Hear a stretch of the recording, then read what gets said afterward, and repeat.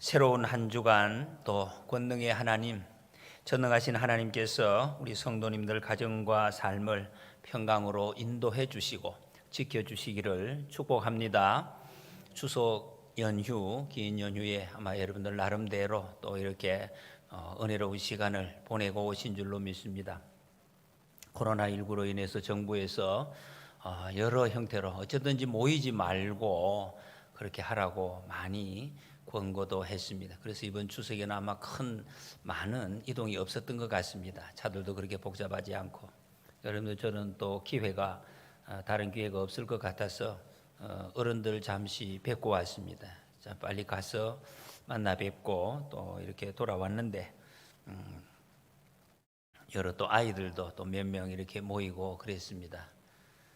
설날 때는 이렇게 모이면은 우리 어른들께 세배를 드린 큰 절을 하고 인사를 하는데 추석 때는 세배하는 이런 어떤 이 풍습이 없어서 그냥 뭐 아이들이 모이면 어른들께 그냥 대충 인사하고 밥 먹고 뭐 이런 또 분위기가 있는 것 같아서 저희 집안에서는 올해부터는 추석이나 설날이나 똑같이 어른들을 만나서 절을 한다. 굳이 이름이 세배가 아니더라도 큰 절을 올리고 인사하고 그리고 이제 받을 걸 받고, 이게 세배 안 해도 요즘 아이들은 다 달라 그래요. 그래서 그 돈 절도 안 하는데 봉투를 주고 그래서 세배를 하고 인사도 하고 절값도 받고 이렇게 하도록 정했습니다. 그래서 인사를 했어요. 아이들하고 이렇게 쭉 이제 절을 하고 인사하는데 또 이렇게 또 좀 주고. 그런데 이제 어떻게 좀 숫자를 제대로 파악을 못해서인지 우리 중에 친척 중에 우리 동서 한 사람이 봉투를 이렇게 다 준비해 와서 애들 숫자대로 했는데 한 개가 모자라는 거예요. 잘못 준비를 해가지고 차례대로 이렇게 주는데 똑같은 것을 주는데 가니까 하나가 모자라는. 어떻게 하겠어요? 그래서 아마 자기 집 그 나누어주는 그 동서 집의 애 막내를 그냥 놔두고 다른 애들만이 다 줬단 말이에요. 주고 걔에게는 이제 다른 색깔로 다른 이제 이렇게 줬어요. 그랬더니 또 애들은 또 이게 금방 이렇게 봉투를 이렇게 보고 뭐가 들었나 싶어서 봐. 그게 다 전부 색깔이 붉으스름한데 요 친구에게는 마지막에 색깔이 푸르스름한 색깔을 줬단 말이에요. 그러니까 얘가 받는 순간 얼굴색이 싹 변하는 거예요. 그랬더니 막 그때부터 갑자기 울음을 터뜨려가지고 막 우는 거예요. 섭섭하다는 거죠.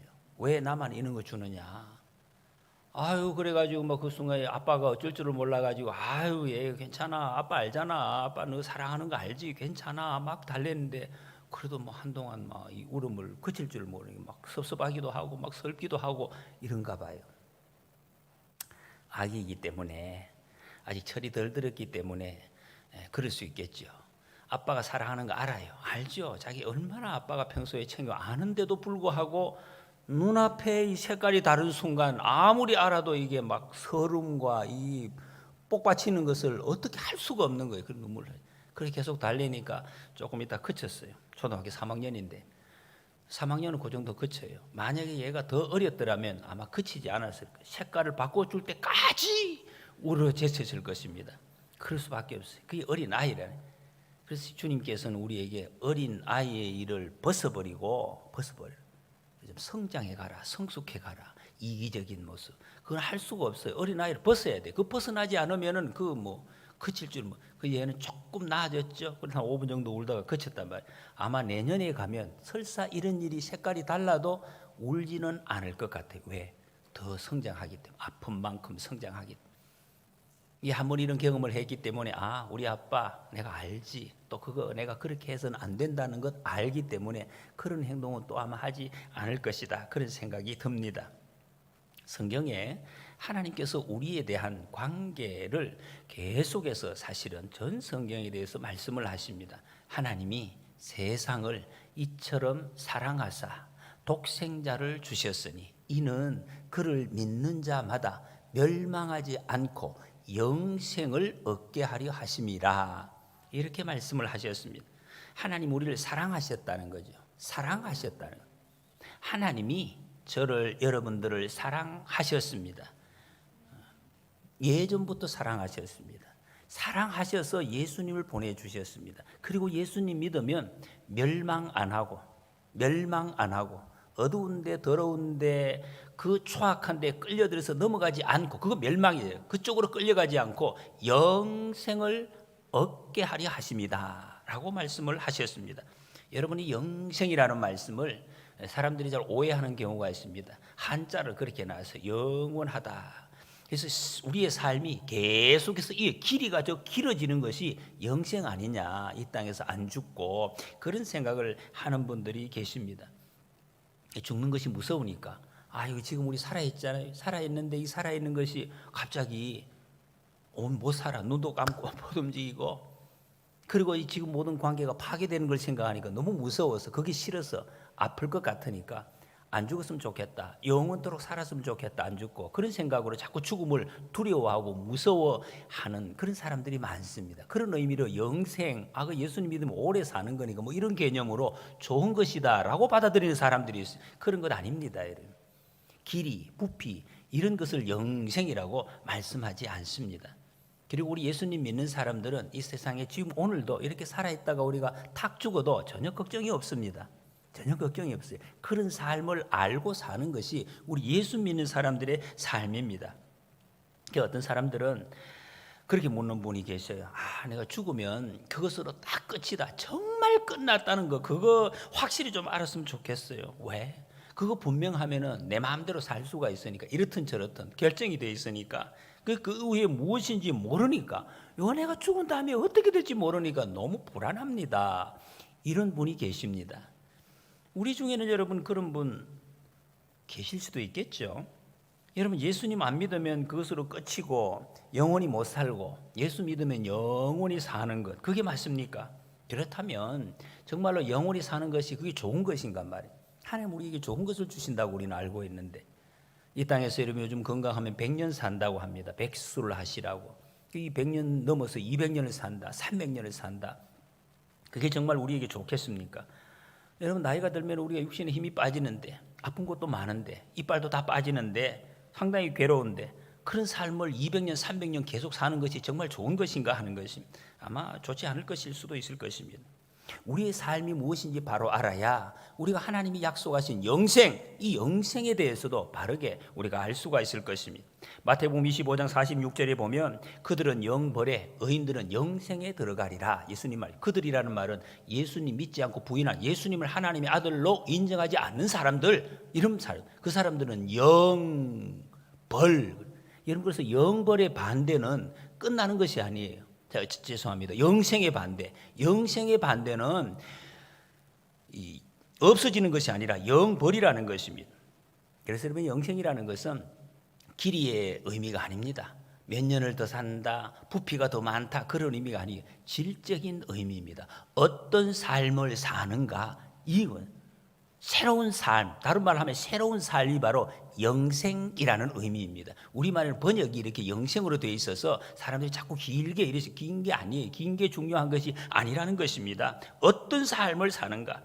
예수님께서 요한복음 10장에 보면 내가 온 것은, 예수님 오신 목적은 양으로 생명을 얻게 하고 더 풍성히 얻게 하려는 것이라 분명히 밝혀주셨습니다. 예수님 우리가 믿는, 예수님 우리에게 오신 것은 우리에게 생명 얻는 것, 생명력 있는 삶, 그리고 계속해서 더 풍성해지는 삶을 살기 위한 것이다. 오래 사는 것이 아닙니다. 장순이 오래 사는 것, 풍성한 생명을 약속. 여러분 풍성한 것, 이번 추석 때 여러분 한가위 우리 풍성하다 하니 좀 풍성하셨죠. 음식도 풍성하고 다른 것도 풍성. 여러분 사람이 풍성하게 되면 어떻게 됩니까? 여유가 있습니다. 어지간히 뭐 잘못돼도 그거 잘못돼서 내 마음 걸려 넘어지지 않습니다. 괜찮다고, 괜찮아요. 어지간히 잘못돼도 괜찮은 거, 다 용서할 수 있어요. 다 받아들일 수가 있어요. 오히려 내가 막 줄 수가 있습니다. 그 풍성한 것이. 예수님이 우리에게 오신 것은 이런 삶을 주시기 위해서, 풍성한 삶, 막 색깔이 왜 달로 이러고 울고 그런 삶이 아니에요. 그런 게 아니고 풍성한 삶을 주시기 위해서 오셨다는 거예요. 근데 이 풍성한 생명이 언제 시작을 하느냐? 지난 시간에 우리 사교 이야기 들어서, 사교 언제? 오늘 이 집에 구원이 이 집에 오늘 예수 그리스도를 나 예수님 믿겠습니다. 예수님이 내 삶의 주인, 내 삶을 이끌어 가시는 주인인 줄 내가 믿겠습니다. 이제부터는 나 예수님께서 내 주인입니다 라고 영접하는 그 순간부터 그때부터 시작이 되는 거예요. 영생이. 하나님의 나라가 우리 속에 들어왔다는 것입니다. 그런데 그것은 시작이에요. 하나님의 나라가 하루에 무슨 기계 바꾸어 넣는 것처럼 그렇게 되는 것이 아니고 시작은 되었지만 완성이 된 것이 아닙니다. 이 땅에 사는 동안 계속해서 완성되어져 가는 것입니다. 그리고 하나님 나라 들어가는 그 순간 다시 되돌릴 수 없는 완전한 하나님의 나라를 우리가 경험을 하게 되는 것입니다. 이것이 하나님 나라의 모습입니다. 그런데요, 여러분, 우리가 이 땅에 아직 목숨이 붙어있는 한은 우리가 하나님의 나라에 들어온 것을 사탄이 가만두지 않습니다. 계속해서 우리를 하나님에서 다시 빼내서 사탄의 나라로, 죄의 나라로, 멸망의 나라로 끌어가려고 애를 쓰는 거예요. 그래서 여러분, 우리의 삶을 영적 전쟁이다 이렇게 표현을 합니다. 많은 분들이 보이지 않는 영적 세계를 잘 지금 못 보고 계세요. 아니, 내가 밥 잘 먹고 열심히 일하고 사는데 무슨 귀신이 아니에요. 이 영적 전투가 얼마나 치열한지를 여러분이 잘 볼 수가 있어요. 그래야 우리의 삶을 정말 생명의 삶을 이 땅에서 누릴 수가 있다는 것입니다. 사탄이 여러분 우리를 지금도 혹시 오시기 전에 오늘 어떤 일이 있었는지 모르겠어요. 사탄이 그냥 두지 않습니다. 예배 드리는 것, 하나님 앞에 나가 하나님 일하는 것, 어떤 방법으로든지 다 방해를 합니다. 하나님과 가까워지는 것을 얼마나 교묘합니다. 그게 눈이 금방금방 보이고 깨달아지면 좋겠지만 좀 어려워요. 아주 교묘한 나의 그 습성, 본성, 습관, 삶의 흐름 이걸 따라서 역사하기 때문에 그래서 사탄이 아주 교묘한 것입니다. 내가 본래 그렇다고 생각하게 만드는 거예요. 사람이 본래 이렇다고 생각해. 그거를 해서 넘어지기만 하나님과 점점점 멀어지도록. 지금 코로나19 다 교회 안 나가, 다 나가지 말라 하는데 교회 안 나간다. 교회 안 나가는 건 좋은데 현장에서도 예배를 못 드리게 하는 예배 드릴 시간 아닌데 이렇게 생각을 만드는 거예요. 하나님과 점점 멀어져 가도록, 우리의 영혼이 어두워지도록, 멸망의 구렁텅이로 가도록.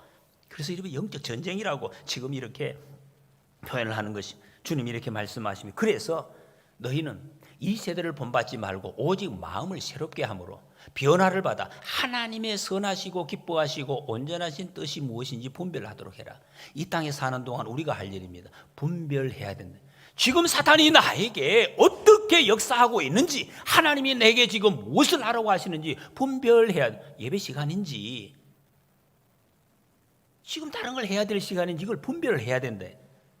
하나님이 지금 내게 뭐라고 하시는지를 분별하며 살라 하는 지금 그 자리. 여러분, 우리에게는 목적지 정해졌습니다. 예수님 믿는다는 이것은 하나님 나라로 가고 있잖아요. 지금 저 높은 것을 향해 우리는 가고 있는 것입니다. 그러면 그 목적지를 바라보고 내가 무엇을 해야 되는지 그걸 해야 되는 것이, 뒤로 돌아볼 그런 게 아닙니다. 하나님의 뜻을 따르기 싫어하는 이 세대 말고 새 세대를 살아가라. 이게 신앙생활이라는 것입니다. 말씀과 기도로 분별하고, 그래서 하나님 말씀을 열심히 배워야 돼요. 열심히 읽어야 돼요. 그리고 기도해야 돼요. 그러면 하나님의 뜻을 알려주십니다. 알려주신다고. 우리가 그거 내 뜻이 아니라고, 하지 말라고 알려주신, 이거는 적극적으로 하라고 우리에게 알려주십니다. 여러분, 우리가 비행기 혹시 먼 거리 타고 가시면 동양에서 서양 쪽으로 성지순례라든지 10시간, 15시간 넘게 타고 가면 주로 시간이 바뀝니다. 시차가. 그런 비행기를 타면은 그런 분들이 타자마자 시계를, 지금 여기 환하게 4시다 하시되 시계를 바꾸는 거예요. 시간을. 왜? 현지에 도착할 시간. 어떤 데 가면은 여기 낮에 갔는데 밤을 지났는데도 또 낮이에요. 그럼 거기서 계속 낮처럼 생활을 해야 되니까 시간을 맞춰 넣는 거예요. 반대로 오면 밤이 되죠. 낮에 했는데 밤에 출발했는데 여전히 밤이 되는 수가 있습니다. 시간을 맞춰 놔야 그게 지혜로운 사람이에요. 그리고 나서 밥도 먹고 놀기도 하고, 그러면 현지에 적응을 할 수가 있는 것이, 그렇게 하는 것이 잘 하는 것입니다. 앞으로 올 그 땅에 맞추어 놓고 행동하는 것이죠.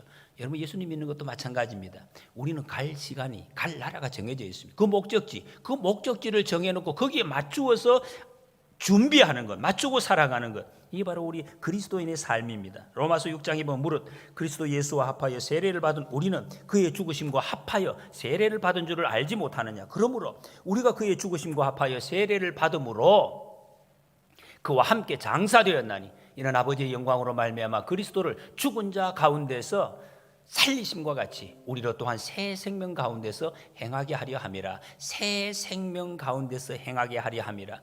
이 말씀, 영생이라는 말씀이 바로 이 새 생명이라는 그런 뜻입니다. 새 생명 가운데 살아간다. 질적으로 다른 생명, 똑같은 살아있는 사람 같은데 새로운 생명이, 전혀 다른 삶을 살아간다는 것입니다. 영생을 사는 것입니다. 지금 삶이 연장되는 것이 아닙니다. 천국에 가서 우리가 누리게 될 삶을 미리 연습해 가는 것입니다. 그 삶은 예수 믿는 순간부터 시작이 되는데 그 예수님이 이 삶을 풍성한 삶이다 그렇게 말씀했습니다. 풍성한 삶, 마음껏 누릴 수가 있고 또 모자람이 없는 만족한 삶. 누구 어떻게 내가 너무 풍성한데 이거 어떻게 달라 하는 사람 없나? 이렇게 풍성하지. 여러분 만약에 막 가지고 있는 것이 너무 넘칠 때 그런 마음이 들잖아요. 아 이거 어떻게 좀 나에게 달라 하는 사람 없나? 나눠줄 사람이 없나? 그런 생각이 드는 거죠. 더 어떻게 내가 가져올 거 없나? 그거는 모자라는 거죠. 그게 풍성한 삶이 아니죠. 내가 어떻게 줄 수 없나? 그런 삶이 되어져 간다는 것입니다. 오늘 말씀 12절에 보니까 그러므로 나의 사랑하는 자들아 너희가 나 있을 때뿐 아니라 더욱 지금 나 없을 때에도 항상 복종하여 두렵고 떨림으로 너희 구원을 이루라고 말씀하죠. 너희 구원을 이루라. 이 말씀이 여러분 자칫 오해할 수가 있습니다. 어떤 분이 이런 질문을 할 수가 있어요. 우리가 은혜로 구원을 받았는데 하나님이 전적으로 은혜를 구원받았는데 우리 보고 뭘 또 이루라고 하시나? 우리가 뭐 할 게 있는데? 그런 질문을 할 수가 있습니다. 그리고 또 하나는 이미 구원을 받았는데 내가 예수님 믿고 구원받았는데 뭘 또 이루고 갈 것이 있나? 나 구원받았어요. 그런데 뭘 또 하라고 하시냐? 이런 질문을 할 수가 있습니다. 근데 이건 여러분 구원에 대한 의미를 조금 덜 아시기 때문에 그렇습니다. 성경의 구원이라는 의미가 그렇게 단순한 것은 아닙니다. 좁은 의미에서는 우리가 일반적으로 생각하는 것 맞습니다. 죄에서 구원받는 것, 물에 빠진 사람을 건져내는 것, 그 구원 맞죠? 구원받은 것입니다. 그런데 물에 빠진 사람 건져놓으니까 보따리를 내어놓으라 하더라. 이런 우리 속담이 있지 않습니까? 그것은 은혜를 입고도 터집을 잡는다. 굉장히 나쁜 의미로 우리가 쓰고 있죠. 나쁜 사람이 구원받아줬으면 건져줬으면 고맙습니다 하고 가면 되는데 왜 또 보따리까지. 그런데 그 여러분 실제로 한번 보십시오. 실제로 물에 빠진 사람을 건져내주면은 고맙지만은 그 사람은 어떻게 되겠어요? 지금 옷은 다 젖었지요. 가진 것 아무것도, 먹을 거 입을 거 아무것도 힘 다 빠졌어요. 근데 집에까지 어떻게 갈 거냐 말이에요. 어떻게 살아갈 거지? 그 사람 혼자서 더 이상 걸어갈 수 없는 형편이 되어 있어요. 뭐라도 줘야 돼요. 그래야 그 사람이 지금 계속 구원받은 건진받은 사람답게 살아갈 수가 있지 않겠습니까?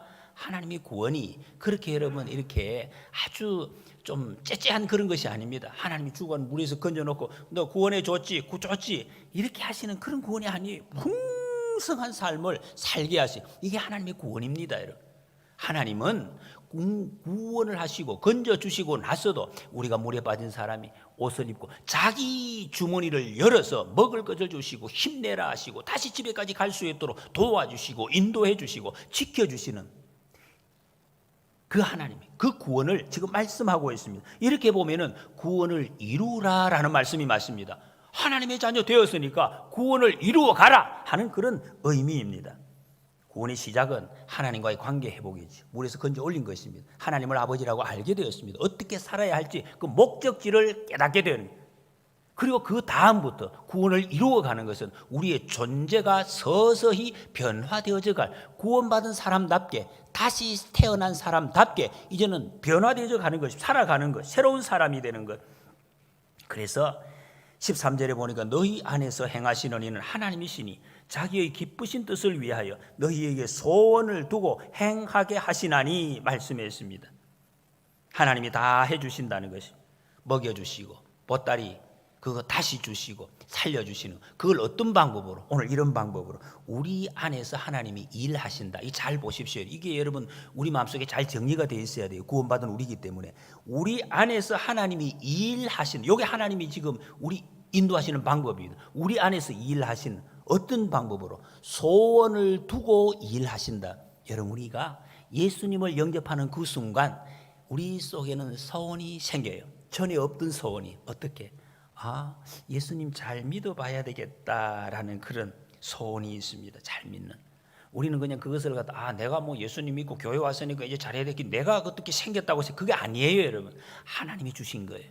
하나님이 우리 마음에 소원을 주신 거예요. 예수님을 잘 믿을 수 있는, 말씀을 따라갈 수 있는 소원을 주셨다는 것, 심어주셨습니다. 이게 하나님이 기쁘신 뜻에 목표가 맞추어져 있다 그랬습니다. 여러분, 이 말씀 잘 기억하십시오. 잘 기억해요. 그래야 그 다음 걸음을 우리가 나갈 수가 있습니다. 제가 목회를 하고 하나님 뜻을 이루려고 나름대로 애를 쓰고 있습니다. 그런데 저는 수시로 제가 저녁에 자기 전에 기도할 때 특히 주일날 그런 경우가 종종 있습니다. 하나님, 제가 오늘 좀 말씀을 제대로 잘 못 전한 것 같아요. 내가 반드시 해야 될 성도들에 대해서 영적인 부분을 제대로 좀 잘 못한 것 같습니다. 여러분들은 모르시죠? 제가 여러분들에 대해서가 아니에요. 하나님 앞에서요. 하나님 앞에서 제가 생각하니까 정말 막 고개가 절레절레 흔들어질 정도로 하나님, 너무 죄송합니다. 제가 하나님 사명을 더 이상 제가 목사 이 일을 감당 못하겠습니다. 하나님, 그런 마음이 들 때가 있어요. 정말로. 그때 하나님이 꼭 똑같은 말씀을 왜 그렇게 반복해서 말씀해 주시는지 제가 그렇게 말씀하시더라고요. 그때 이 목사야, 수고했다, 잘했다. 제가 생각하기에는 도저히 이거는 잘못한 거예요. 정말 내가 견딜 수 없이 잘못한 건데 주님은 잘했다고 하세요. 주님 왜 자꾸 그렇게 말씀하십니까? 이상한데 주님, 이상한데 주님, 이게 잘한 게 아닌데 왜 잘했다고 말씀을 하실까? 주님이 그렇게 말씀해 주셔서 제가 이 시간도 다시 말씀을 전하고 있습니다. 여러분, 이것은 이 목사에게만 주시는 말씀이 아니에요. 하나님이 여러분 각자 한 분 한 분에게 똑같이 주시는 말씀입니다.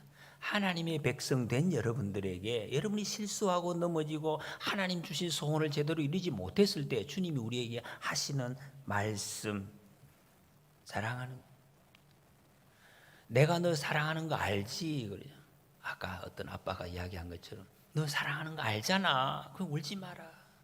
색깔 눈앞에 보이는 거 그것 때문에 그거 색깔 다르, 그거 울지 마. 내가 너 사랑하는 거 알잖아. 힘내라고. 내가 다 용서했다고. 모든 잘못을, 모든 죄를 내가 다 용서했단 말이에요. 다 용서해. 다 이루었으니까 그거 걱정하지 마라. 내가 곁에서 잡아주고 있다. 뒤에서 밀어주고 있다고.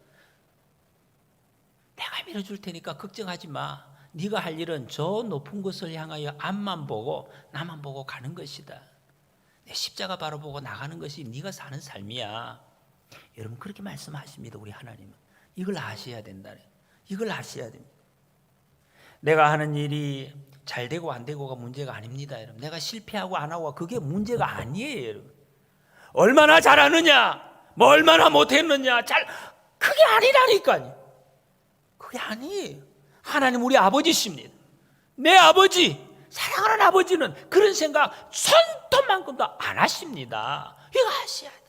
여러분, 우리가 신앙생활을 하는 것은 하나님과 우리의 관계라고 해요. 관계, 사귐입니다. 뭘 가져왔느냐, 얼마나 했느냐, 잘났느냐, 관계없어요.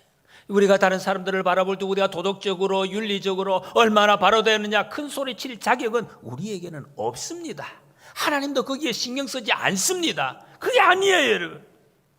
내가 하나님의 사랑을 받고 있다는 것, 내가 하나님을 사랑한다는 것, 여러분, 이것이 다예요. 그게 어떻게 답니까? 그게 다예요, 여러분. 이것이 다라고요. 이렇게 되면 모든 것이 다 해결이 되는 것이다. 이보다 더 중요한 것이 없습니다, 여러분. 하나님과 교제하고. 사탄 물러가요, 여러분. 내가 하나님 사랑받는 거 알면, 내가 하나님 사랑을 알면 사탄이 정말 한 길로 왔다가 7길로 도망가요. 왜? 사탄은 하나님의 다스림 속에 있기 때문에 귀신같이 압니다. 절대로 우리를 무너뜨리지 못해요. 내 마음을 깔갔어. 어지럽게 못한다는 것입니다. 이렇게 될 때 나를 통해서 주님의 뜻이 온전히 이루어지는 것이. 찬송가 540장에 보면 주의 음성을 내가 들으니 사랑한다 말일세. 여러분, 주님의 음성에 귀를 기울이면 이런 말씀이죠. 사랑한다. 그래서 우리는 이런 기도를 하는 것입니다. 나의 품은 뜻 주의 뜻같이 되게 하여 주소서. 이게 우리에게 사랑하는 기도가 되는 것입니다. 여러분, 구원받은 우리, 하나님의 자녀된 우리에 대한 하나님의 기쁘신 뜻 무엇이겠습니까? 여러분, 자라가라, 성장입니다. 어린아이가 있는데 부모가 바라볼 때 자라가는 것만큼 기쁜 것이 없습니다. 교회 성장하니까 한동안 저는 교회 숫자를 몇몇 100명에서 200명으로 200명에서 1000명으로 불리는 거, 이걸 자꾸 성장해요. 그런 성장 아닙니다. 여러분, 교회에서 주님이 말씀하시는 성장은 몇 명이 모였나가 아니라 질적인 성장이에요. 얼마나 성숙해졌는가, 건강한 교회가 있는가. 여러분, 아무리 수가 막 사람들이 교회에 뭐 수천 명 모여도 그 성도들의 신앙이 미약하고 허약하고 그래 되면 그렇게 모이지 못하는 모습으로 조만간에 순식간에 부서지는 거 이미 우리는 주위에 경험을 했습니다. 보고 여러분, 교회가 성장해야 돼. 성장, 영적으로 성숙해져 나가야 되는 것입니다. 성숙해져 나가. 뒤에게 문제가 아닙니다. 우리가 어제까지 살아 성숙에 자꾸 달라진다는 거죠. 제가 아까 말씀드린 그 아이가 내년에 더 다른 모습으로 나타날 거예요. 우리 예수 믿는 사람은 자꾸 달라져요. 작년하고 똑같다, 안 좋은 말이에요. 이거는 달라진 거예요. 어제하고 지난주에 안 저랬는데 왜 오늘 이랬죠? 이게 맞는 거예요. 정답인 거예요. 달라지는 거예요. 계속 달라지는, 그게 성장인 거예요. 성장해가는 것입니다. 과거를 묻지 말아야 돼요. 여러분, 성경에 우리에게 자라가라고 말씀하시고 어디까지 자라가는가? 그리스도의 완전한 경지까지 자라가. 아이고, 예수님의 경지까지 어떻게 자라가라고? 하나님 그렇게 말씀하셨어요. 그리스도의 경지까지 자라가. 에베소 4장에 보면 우리가 다 하나님의 아들을 믿는 것과 하는 일이 하나가 되어 온전한 사람을 이루어 그리스도의 장성한 분량이 충만한 데까지 이르리니 그랬습니다. 자꾸 자라가라고 하니까 여기 계신 분들 다 어른들인데, 아이 목사님 나 은퇴했는데 뭘 또 성장을 합니까? 또 성장 못합니다. 다 늙었는데 어떻게 성장합니까? 여러분, 성경은 그런 의미로 말씀하지 않습니다. 성장하라고 말씀하셔요. 나이 관계없습니다. 끝까지 이 세상의 삶이 완전히 종식될 때까지 은퇴라는 말 성경에 없습니다. 성장해 가는 거예요. 계속해서 자라가라고 말씀하고 있습니다. 세상에 사탄이 준 논리에 우리가 속으시면 안 됩니다. 구원을 이루어가라. 하나님의 백성은 늙어도 여전히 결실하며 진액이 풍족하고 빛이 청청하니, 그래. 하나님의 백성이 이렇게 산다는 거예요. 이러다가 천국으로 가는 거예요. 이사가는 거예요. 성도는 늙어가는 것이 아니라 익어간다는 말이 정말 정답이에요. 익어가는 거예요. 계속 익어가요. 여러분, 다리에 힘 빠져 상관없습니다. 눈이 침침 상관없어요. 계속 익어가는 거예요. 계속 우리는 자라가는 것입니다. 여러분, 성경에 보십시오. 모세가 80세, 자기 자신이 봐도 힘 다 빠졌다고 생각하는 그때의 민족의 지도자, 이 어떻게 민족의 지도자 되겠습니까? 됐습니다. 하나님이 그때 시작을 하시 부름을 받았습니다. 갈렙 84세에 아주 어렵고 힘들다고 하는 그 산지를 자기가 직접 나서서 전쟁에 앞장서 나갔습니다. 그렇게 이루어졌어요. 며칠 전에 제가 뉴스 보니까 뭐 난리난 뉴스가 있대요. 우리나라 가수 중에 나모 씨라는 분이 74세 몇 시간, 수십 시간을 연습을 하고 몇 시간을 공연, 온 국민을 정말 뭐 그냥 무슨 뭐 사로잡았다고 이야기해요. 카랑카랑한 목소리로 눈 감으면 이 사람이 20대인지 알 수 없을 정도 그렇게 사는 거예요. 여러분, 성경은 성장을 원하는 사람, 내가 성장하게 자라겠습니다 하면서 이 사람을 믿음의 사람 이렇게 표현합니다. 한번 읽어보세요. 여러분, 믿음의 사람들은 다 성장하기를 원하는 사람들이었습니다. 그런 사람들이 기적이 나타났습니다. 어릴 때는 이 성장이 그냥 키가 자라는 거, 육신의 키가 자라는 것이고 또 근육이 커지는 것이지만 우리 성인이 대해서는 영적인 근력, 이것이 커져요. 영적인. 여러분, 우리가 육체적인 근력뿐만 아니라 영적인 근력이라는 게 있어요. 받아들이는 것, 사랑하는 것, 용서하는 것, 이게 마음대로 안 되잖아요, 여러분. 이게 마음대로, 이 권력이 있는 사람만이 받아들일 수가 있죠. 사랑할 수가 있습니다. 여러분, 우리 부모님들이 그게 커 보이잖아요. 왠지 막 그냥 모든 것을 다 맡겨도 다 할 수 있는 것처럼. 이 추석 때나 명절에 모일 때 보면은 젊은 사람들이 일을 안 해. 그냥 늙은 부모님들이 다 하는 것처럼 그냥 그것도 다 해요. 전부 다 모든 것을 막 다 하고 하시더라고. 왜 그렇게 커 보입니까? 육체의 힘보다 영적인 권력이 아주 강화되어져 있기 때문에 그렇게 하시는구나 싶어요. 어저께도 우리 권사님 말씀을 하시대요. 자녀들이 다 오질 않았는데 한 가정이 왔는데 그걸 먹을 걸 좀 싸 드렸습니까? 그래요. 한 차를 사줬다. 한 차를. 그게 어디서 나올까요? 안 온 아들에게는 어떻게 하느냐? 택배로 붙인대.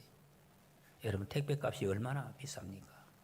그런데도 안 와도 붙이고 오면은 차떼기로 그냥 다 주는 거예요. 어떻게 그리 줄 수 있을까? 여러분, 계산은 안 돼요. 어른들이 젊은 사람보다 돈을 많이 법니까? 힘이 많이 있습니까? 힘도 없어요. 돈도 없어요. 그런데 하는 일은 100배 더 많아요.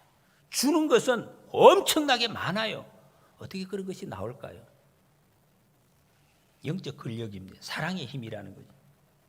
성경에 보면 건강한 성장의 모델 예수님을 여기 말씀합니다. 누가복음 2장 52절에 보면 예수는 지혜와 키가 자라가며 하나님과 사람에게 더욱 사랑스러워 가시더라 그랬습니다. 지혜와 키가 자라고 하나님과 사람 앞에 사랑스러워. 이것은 네 가지 성장을 말씀합니다. 지적 성장, 육체적 성장, 또 영적 성장, 사회적 성장. 여러분, 우리 여기 계신 분들은 대부분들이 육체적 성장은 이제 뭐 끝났어요. 키가 더 이상 자라지는 않게, 근육도 마찬가지. 그러나 영적인 성장, 사회적 성장, 이것은 계속해서 되어져 가야 되는 우리에게 하나님이 맡기신 숙제입니다. 이렇게 될 때 인간이 행복한 거예요. 계속해서 성장해 갈 때. 이 성장이 멈추는 순간 불행한 거예요. 여러분, 그리고 우리에게 중요한 것은 이것입니다. 영적인 성장, 하나님과의 관계, 이것이 잘 되어진다. 그래서 우리 교회가 필요한 것입니다. 이 교회를 통해서 하나님과의 관계에 훈련을 하는 것이며 든든해질 수. 여러분, 인생은 누구나 영적으로 메마를 때가 있습니다. 자주 오는 사람도 있고 종종 오는 사람, 가끔씩 오는 사람, 영적으로 다 메마르고 힘들 때가 있어요. 그래서 그때 우리가 할 일이 함께 울고 함께 웃는 것입니다. 그래서 이게 나간다는 것입니다. 여러분, 젊은 청춘이 남녀가 교제할 때 막 그런 좋은 말을 할 때가 있습니다. 내가 일생에 평생 당신 눈에서 눈물 안 나게 해줄게. 거짓말이지. 자신도 없는 거지. 그게 됩니까? 여러분? 눈물 안 나게. 나는 눈물을 어떻게 해요? 아까 보세요. 났잖아요. 아빠가 사랑하는 거 100% 믿어요. 근데 눈앞에 색깔 다르니까 바로 눈물이 나는 거예요. 서러운 거예요. 아픈 걸 어떻게 합니까? 여러분, 우리 인생 그렇게 쉽지 않잖아요. 늘 슬픔과 고통이 도처에 우리를 기다리고 있습니다. 오늘 오후에도 어떻게 될지 몰라요, 여러분.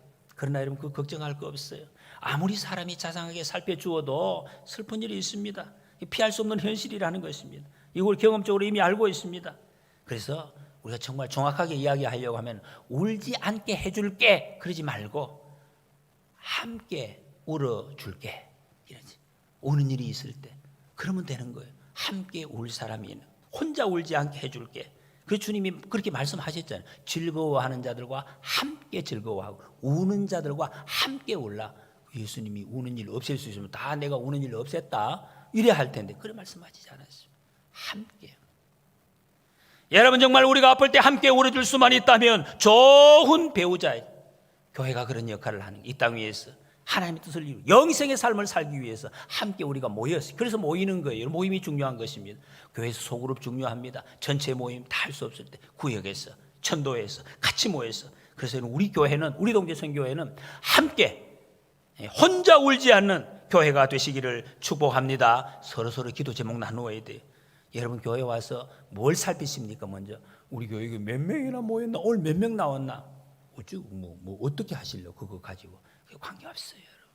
몇 명이 중요한 것이 아닙니다. 누가 예배에 빠지셨나? 누가 안 보이나? 누가 예배 드리셨나? 하나님과 어떻게 멀어지고 계시나? 이런 데 우리가 관심을 가져야 돼. 지난주에 이런 말씀처럼 우리 중에 아무것도 줄 수 없을 만큼 가난한 사람도 없다. 그 누구도 정말 아무것도 받지 않아도 될 만큼 부유한 사람도 없다는 거예요. 서로에게 다 소중한 존재라는 것입니다. 서로에게 힘이 다 됩니다. 교회는 코로나19 이전처럼 여러분 전에 우리가 교회 2주일 말씀을 가지고 구역에서 또 나누고 반복하고 이렇게 했는데 지금 못하잖아요, 몇 달 동안. 그래서 우리는 다시 구역에서 이 일을 어떤 방법으로 할 수 있을까? 말씀을 나누고 교제할 수 있는 이것을 같이 연구해서 이 코로나19 상관없이 우리의 교제가 계속 이어갈 수 있도록 그렇게 지금 기도를 하고 있습니다. 여러분 태초에 하나님 인간을 창조하시고 보시기에 심히 좋았더라 그랬습니다. 보시기에 심히 좋았더라. 근데 우리가 사람을 바라보면은 가족도 바라보면 이 심히 좋은 모습이 참 보이기 힘들어요. 어려워지는 거예요. 왜 그럴까요? 죄 때문에. 죄가 우리에게 들어오고 우리의 인간의 형상을 하나님의 형상을 파괴시켰기 때문에 그랬어요. 여러분 옛날에 타락하기 전에 인간의 모습 아담과 하와가 얼마나 아름다웠는지 상상이 되십니까? 어떤 아프리카 오지 마을에 비행기가 추락해서 떨어졌습니다. 이 마을 사람들은 한 번도 태어나서 비행기를 본 적이 없어요. 그런데 다 부서져 가지고 흙에 묻힌 부서진 고철 덩어리, 이것이 하늘을 날던 그 멋진 비행기였다는 것을 상상하겠습니까? 이 사람들이, 이 사람의 타락한 인간의 모습이 이것과 같다는 것입니다.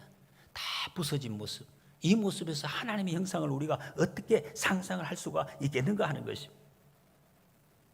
우리의 깨어진 모습, 사탄에 눌려서 눈앞에 있는 것만 바라보고 이성적으로는 가끔씩 생각은 돼요. 이렇게 해야 되는데 하면서도 내 눈앞에 보이는 이 색깔을 바라보고 눈물을 터뜨리고 억울해하고 아파하는 우리의 깨어진 모습, 실망하고 걸핏하면 다른 사람 의심하고 불신하고 원래는 없었는데 작은 일에도 두려워하고 우울해지고 의기소침해하는 이런 모습. 여러분 이런 모습 속에서 하나님의 형상을 어떻게 우리가 볼 수가 있겠습니까? 쉽지 않습니다. 그래서 하나님이 예수님 보내주신 거예요. 하나님이 만드신 본래 사람의 모습이 이런 모습이다 하는 것을 예수님 통해서 보여주시고 그 예수님을 통해서 우리가 그 형상을 회복할 수 있도록 도와주시기 위해서 예수님 우리에게 보내주셨습니다.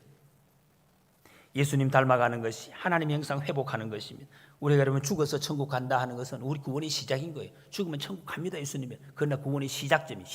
거기서 우리 영생의 삶을 지금부터 살아내는 것입니다.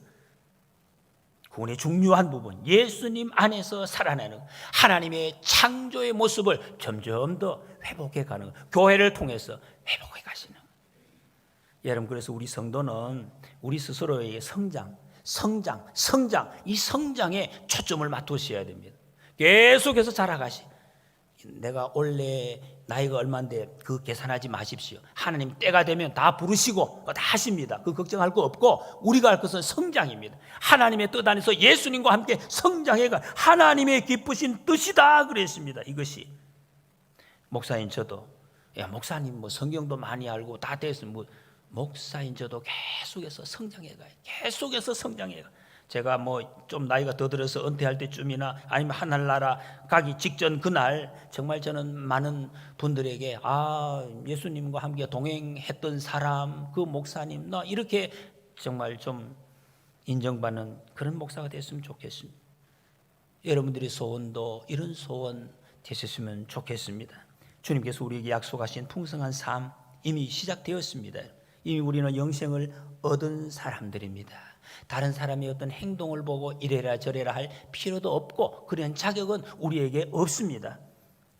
그리고 그것 때문에 예수님이 이미 우리에게 허락하신 풍성한 삶, 이것을 갉아먹고 빼앗기는 일, 그런 일은 더더욱 없어야 될 것입니다. 우리는 성장해 가는 사람입니다. 성장, 앞으로 가는 사람, 점점 커져가는, 달라져가는. 그래서 여러분 과거는 필요 없습니다. 과거를 묻지 마시오. 예수 믿는 사람 과거를 묻지 마시오. 목사님 옛날에 어땠으면 그거 묻지 마세요. 다칩니다. 그런 필요가 없어요. 전혀 쓸데없는 이야기. 더럽고 추악하고 그런 것들이죠. 그건 필요 없는 것입니다. 내세울 것이 없습니다. 예수 믿는 우리는 이제 각자가 예수님을 따라서 살아가는, 예수님 안에서 살아가는 것입니다.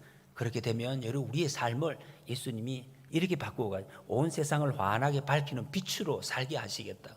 세상에 꼭 필요한 소금으로 만들어 주시겠다고 약속하셨습니다. 주님이 그렇게 하실 것입니다. 그럴 때 여러분, 사탄이 아무리 우는 사자와 같이 달라들어도 정말로 다 일곱 길로 도망가게 될 것입니다. 세상에 예수님을 나타내 보여주는 그런 사람이 될 것입니다. 예수님 안에서 매일매일 성장해 가심으로 풍성한 생명 누리시고 사탄을 결박하고 승리의 함성을 지르는 담대한 성숙한 우리 모두가 되시기를 주님의 이름으로 축복합니다. 우리